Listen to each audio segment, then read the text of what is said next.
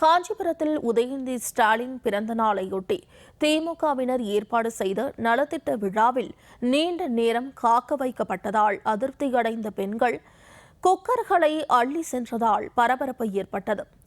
மக்களை கவருவதற்காக ஏற்பாடு செய்யப்பட்ட விழா போர்க்களமாக மாறியது எப்படி என்பது குறித்து விவரிக்கிறது இந்த செய்தி தொகுப்பு.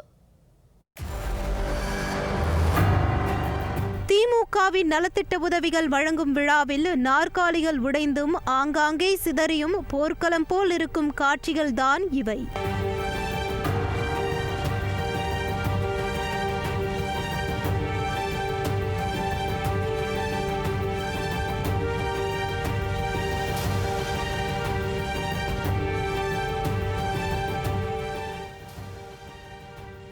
கடந்த சட்டமன்ற தேர்தலில் பொய்யான வாக்குறுதிகளை அள்ளி வீசி ஆட்சியில் அமர்ந்த விளம்பர திமுக 4.5 ஆண்டுகள் ஆகியும் வாக்குறுதிகளை நிறைவேற்றாததால் பல்வேறு தரப்பினரும் கடும் அதிருப்தியில் உள்ளனர்.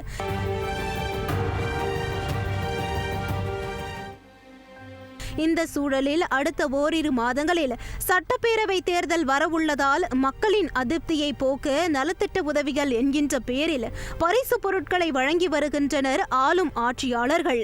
அந்த வகையில் காஞ்சிபுரம் மாவட்டம் விநாயகபுரம் பகுதியில் துணை முதலமைச்சர் உதயநிதி ஸ்டாலின் பிறந்தநாளை முன்னிட்டு திமுக நிர்வாகி எஸ். ராதாகிருஷ்ணன் ஏற்பாட்டில் நலத்திட்ட உதவிகள் வழங்கும் விழா நடைபெற்றது.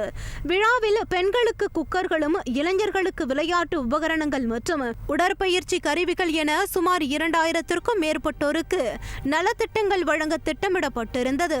இந்த விழாவில் திமுக முக்கிய பிரமுகர்கள் பலரின் வருகையால் விழா தொடங்க தாமதமானது.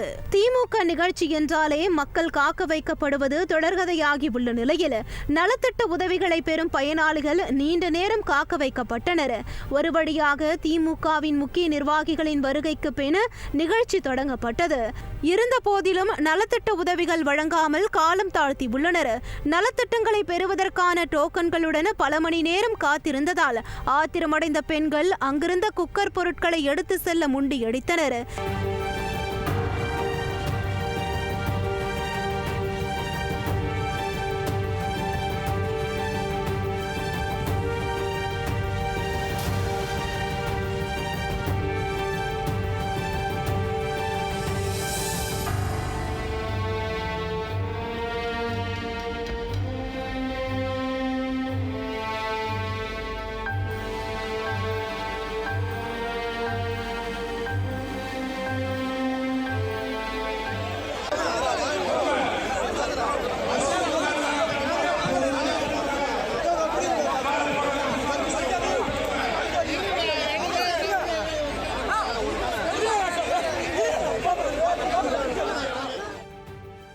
இதனால் நிகழ்ச்சியில் கூட்ட நெரிசல் ஏற்பட்டது.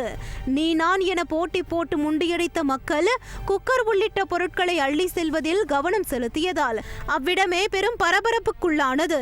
நிகழ்ச்சியில் பங்கேற்றவர்கள் அமருவதற்காக போடப்பட்டிருந்த இருக்கைகள் நாலா பக்கமும் சிதறியும் பல நாற்காலிகள் உடைந்தும் காணப்பட்டது.